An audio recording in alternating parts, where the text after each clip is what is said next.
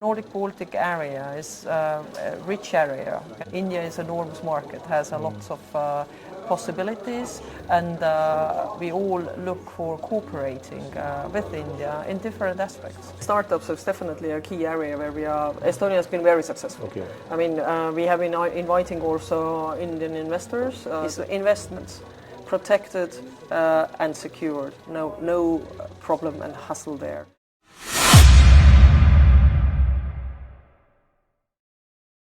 Today we are with Minister from Estonia, Marlene Ratnik, like how this Estonia and India, especially in the Nordic Baltic countries, that how they can collaborate with India for the different type of exchanges, different kind of new beginning, new relationship. The Nordic Baltic countries are discussing about the new partnership, new challenges to be addressed, and lots of issues, in this ever-changing geopolitical situation. So how do you see that this visit is going to help this new relationship, especially in terms of Estonia and India?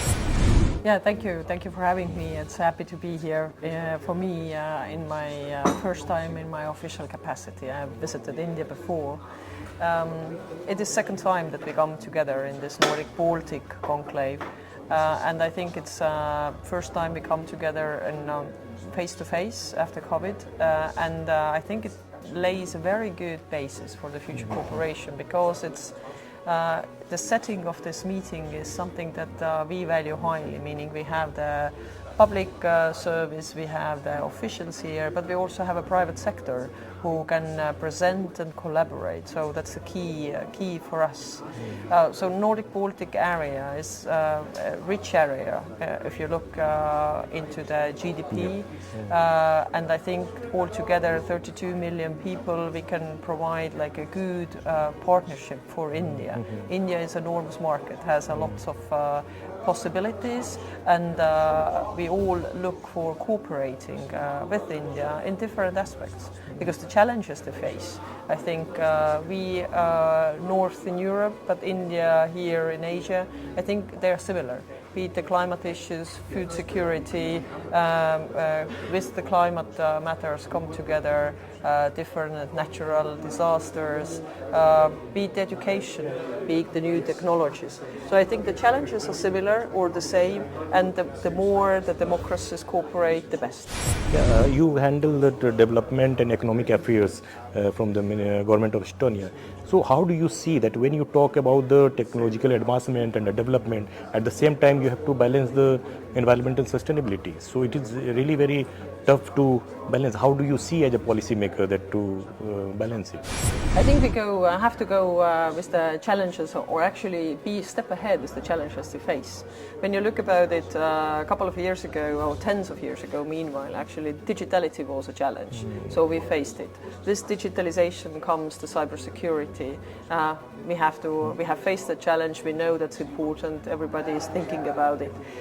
Today, it's not the new thing. The climate change is affecting all of us, meaning that we have to see that we move from the usual methods for heating and electricity to greener technology. So I think everybody is at the moment also developing new technologies. And one of those that Estonia is developing as well as green hydrogen. So for producing green hydrogen, you need green energy produced, be it in wind or solar or other methods. So that has to go hand in hand, and I think India plays a crucial role here to coming along with this new technologies, with the logic that we call twin transition, meaning digital and green together. So and I think none of our countries can face or address this challenge alone. We are too small. Even India is too small in global scale to face the climate change. So the more we collaborate and exchange the understanding how the fastest to move to the green technologies, the green energy supply, the better. So I would like to have your some kind of focus area, because India has also been known for is the digital shift. In last 4 or 5 years that we have seen like how India has used in the banking sector, in the health sector, and several things. Yeah. So what are the areas especially that that Estonia can contribute to enhance that capacity or efficiency, especially in terms of the digital solutions? We have to talk today, for example, about sector of e-health, meaning that how to digitalize hospitals, that they be more efficient, that the data of the patient is accessible in the hospital, but also between the hospitals, between the regions in India, for example. How to do it the best way, how to protect the data also of the people, because that's a sensitive data of every person, right? We have been working with India about cybersecurity quite some time. One of our companies, Cyberxer, is working with the Indian University RRU and organizing cybersecurity exercises, because all that it comes for cybersecurity is practicing to be ready, to be prepared for possible attacks. Assess the weaknesses that you might have in the system. So this is the area that we work together. But also, I mean, new technologies are everywhere, actually. We also talked yesterday about how we can cooperate in something which concerned the technologies in the defense industry, be it the smart border. So the opportunities are very wide. So, and we have not been, I mean, we always focus on the strength that we can offer, and that's smart solutions, innovative ideas. We invite also Indian companies to Estonia to use Estonia as it is so digital, to use their solutions and services as a test bed. You know, there is a compact, small state, so to say, fully digital, easy to function. So you come with your idea, you test it, you have kind of a possibility to have it in the real life, and then eventually improve it. So these are the opportunities that we offer. Yeah, so we have been seeing, like, you know, we are expecting also that kind of a technical exchange should be there, but at the same time we see that Estonia is going through age shift, you know, that the workforce shortages and other things. So how in this situation, one side we want to engage in a larger scale, and what are the policy that you have that actually to overcome those kind of immediate challenges?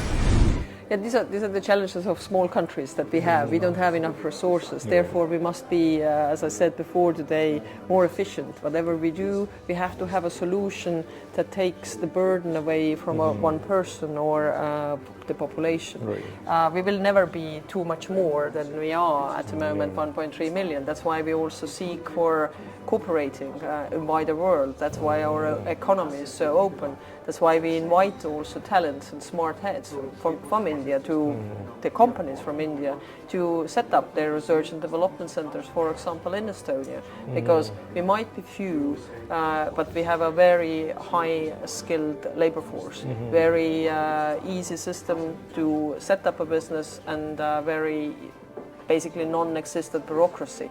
So that helps to come and test, to come also with your own people, to work in Estonia, collaborate. We have students from India on master's and doctorate degrees studying. So I think all of it relies on the fact that we work together, so that you know, we can provide these skills and knowledge that we have. India can come in with resources that India has. Yeah, coming back to those situation currently that the whole this world is facing due to two reasons, like Middle East crisis and Russia-Ukraine issues. So in this situation, how you are going to overcome and push yourself to the next level when there is something very global crisis which is affecting not only one country, it's affecting every trade and relationship. So how you are seeing this one? No, that's also as a challenge for everybody. I mean, all these security situations, be it the Russian aggression against Ukraine, being the current situation in the Middle East, or other conflicts in the world, affect us all in the end, be it directly or more indirectly. So the challenge is the same for us again, as I said before. For us, our mindset has been, and the mindset is a key about innovating, I would underline, has been always that, you know, never let a crisis to be wasted. You know, you can always develop faster in the crisis mood. So when we talk about currently the security crisis, for example, in the world, I think we have a lot to learn from that as well, to adjust ourselves, to be prepared more and better for the future.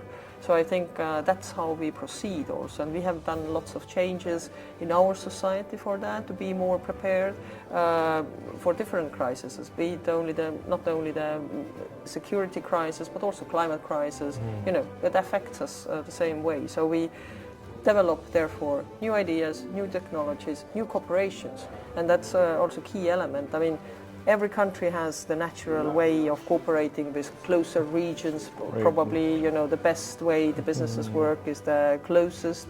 But as the supply chains have changed over these last years, starting with COVID, already before actually, then we also, our companies, look for new markets. They look for new possibilities. I mean, India is very far from our region, but we see a great potential to work together. And India, we see also that, you know, because the supply changes have changed, look for the new partnerships. Right.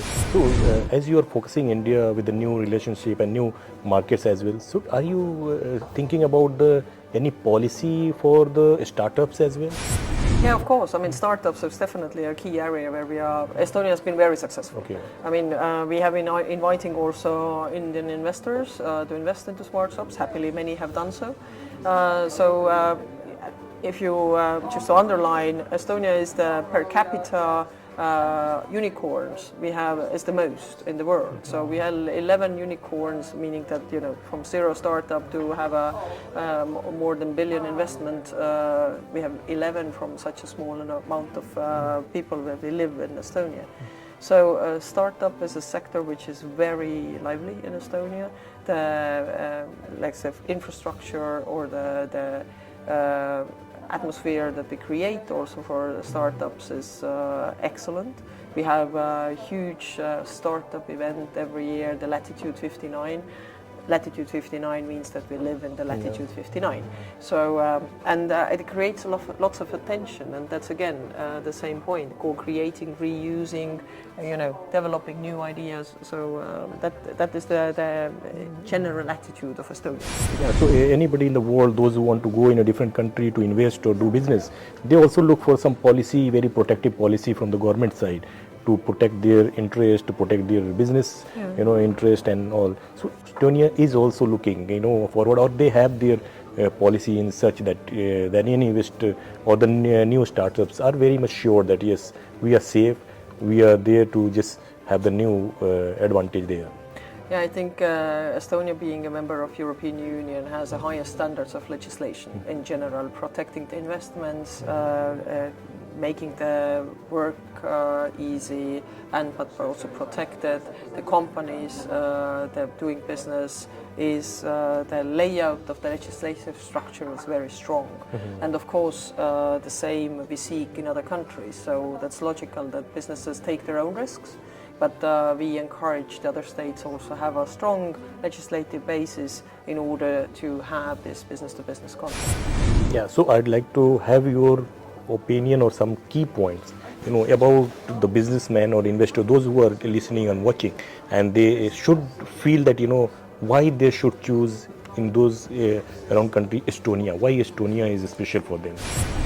Very simple. Access to European Union, much wider market, not only Nordic Baltic, there's about 500 million people, right? Easy to do business, meaning the laws are simple, on place, and actually supporting the doing business in very easy way. It's investments, protected and secured, no problem and hassle there. Everything is digital, so you can do it online. Once you are there, you can do it online, so no problem. Skilled workforce, all there.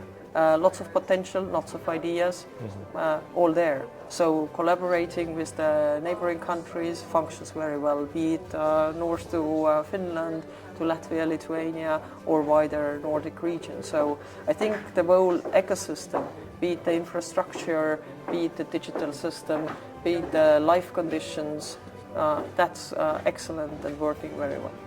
Thank you so much for this short and brief discussion. Thank you so much. Thank you. Thank you.